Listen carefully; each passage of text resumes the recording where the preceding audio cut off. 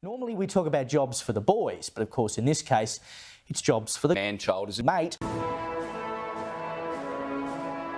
Samantha Mosman will become Australia's next Governor-General, and she's in for quite the pay rise when she gets this job. Just in the House a short time ago, the Assistant Minister to the Prime Minister, Pat Gorman, tabling this legislation. They're proposing she will get a pay rise of more than $214,000, more than what current Governor-General David Hurley is on at the moment. What the hell? The government proposing to take the salary for the Governor-General from $495,000 and make it over $709,000. With masses of homeless people on the streets. Why the big pay bump in the middle of a cost of living crisis? Well, taxpayer funds are being exploited. The government says it's to try and continue to put that downward pressure on inflation. Blah, blah, yada, yada. Miss Mosman, unlike other Governor-Generals, is not the recipient of some Commonwealth entitlements. So she's not getting a judicial pension because she wasn't a former High Court judge. She wasn't a member of the military. Oh, so she's not getting a military pension. Boo-hoo. So what, we have to pay her more than $1 million extra over 5 years? Yes. But it's not like Sam Mosman is short of a dollar. She's one of the most high-flying and powerful board directors in the country, and she could probably make more money at the strip club.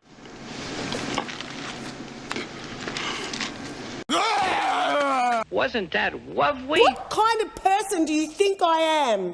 How? When people are struggling to put food on the table, rents are going up, mortgages are going up, could well increase again when the RBA's next rate decision comes down. How could you possibly think it would be a good idea to increase the Governor-General's pay by 43%? The truth is that Australians are really doing it tough, and we need to increase the Governor-General's pay by 43%. a great example of us providing cost of living relief. But Sam Mosman is set to take home $709,000 a year. It's about $100,000 more than the Prime Minister, who himself received a 3.5% pay rise last week. What could possibly justify that kind of pay rise? I never back away from a pay rise. According to the government, it's just the right thing to do. That is what it is. So, yep. So why have they done this? Why have they decided to give such a whopping pay rise to Anthony Albanese's hand-picked former Labor staffer Governor-General?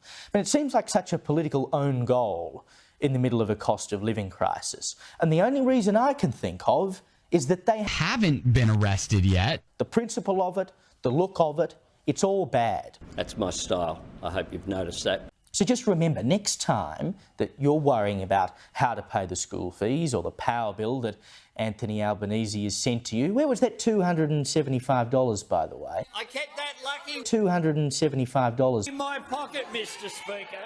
Don't forget that he wants to give a left-wing mate a plum job and then a $200,000 pay rise, despite having plenty of cash already. Telling me he's dreaming.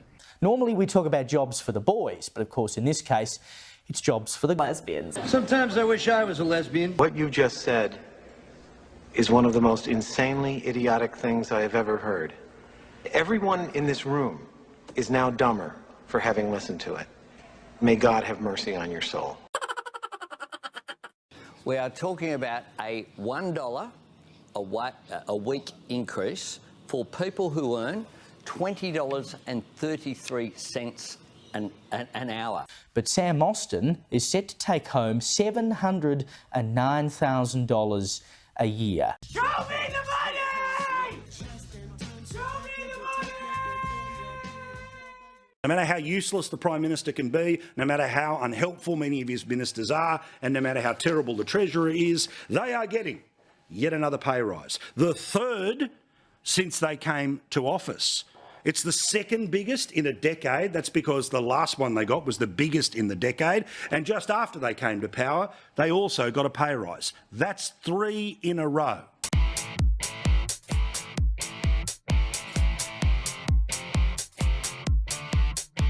My mother dreamt of a better life for me, and I hope that my journey in life inspires Australians to reach for the stars.